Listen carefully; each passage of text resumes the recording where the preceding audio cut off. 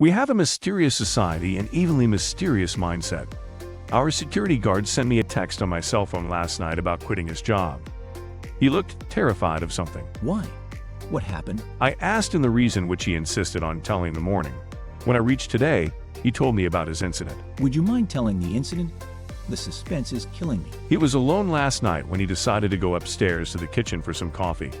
He reached there and saw himself already standing next to the coffee machine. There was already someone there, exactly like him, preparing coffee for himself. What did he do then? I asked him the same question. He said he did nothing. He silently returned downstairs to his chair because he was already making coffee there.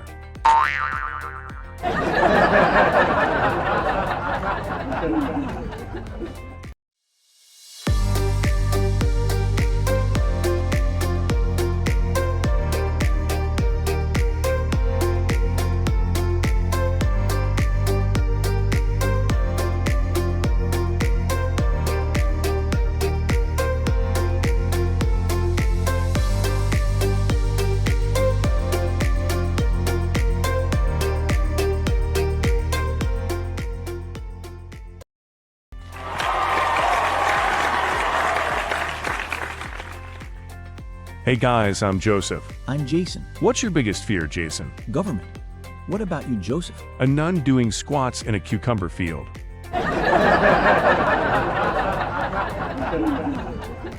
Joseph.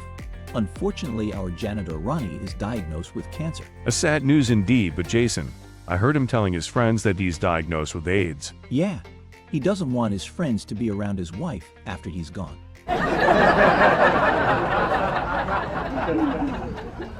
A friend of mine seemed frustrated yesterday. I asked him the reason. He complained that whenever he goes home after a long day at work, he turns the headlights off before getting to the driveway, shuts off the engine, and coasts into the garage.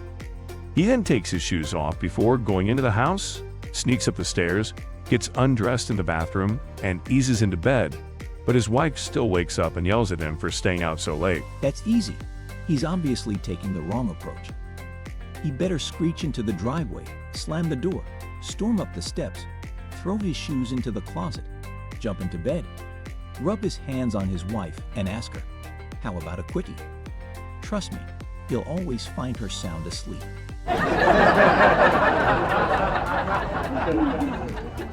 Joseph, I won the prize at the pub for the best toast of the night last week. What was your toast? To spending the rest of my life satisfying my girl. That's my boy. I told my girl about it. I went home and told her that I hoisted my beer to spending the rest of my life, sitting in church beside her. Real smooth. She must have liked it. The next day, she ran into one of my buddies on the street corner. He chuckled and asked her about the toast if she knows. Busted? Nah. She said she was a bit surprised herself. She said, Jason has only been there twice in the last 4 years. Once he fell asleep, and the other time I had to pull him by the ears to make him come out.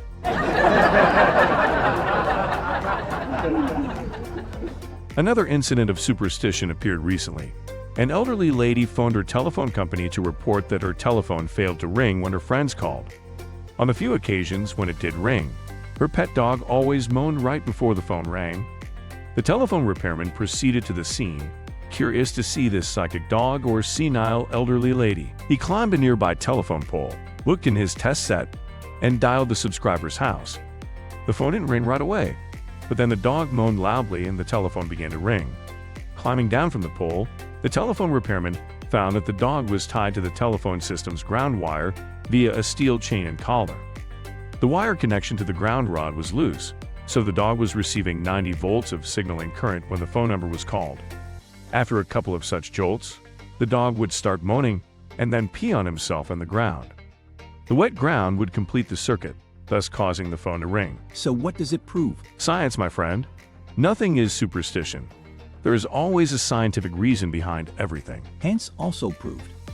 Some problems can be fixed by pee and moaning.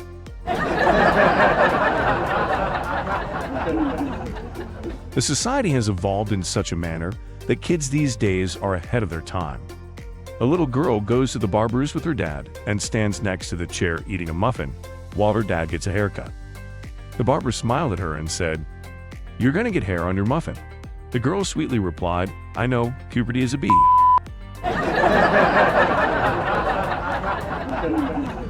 A few days ago, my friend invited me home for supper. His wife seemed agitated that house was a mess, shopping needed to be done. All the dishes were dirty, and she didn't feel like cooking a fancy meal. Bad time? He knew all that, Then, why did he invite you for supper? to make a point that I was a fool to think about getting married.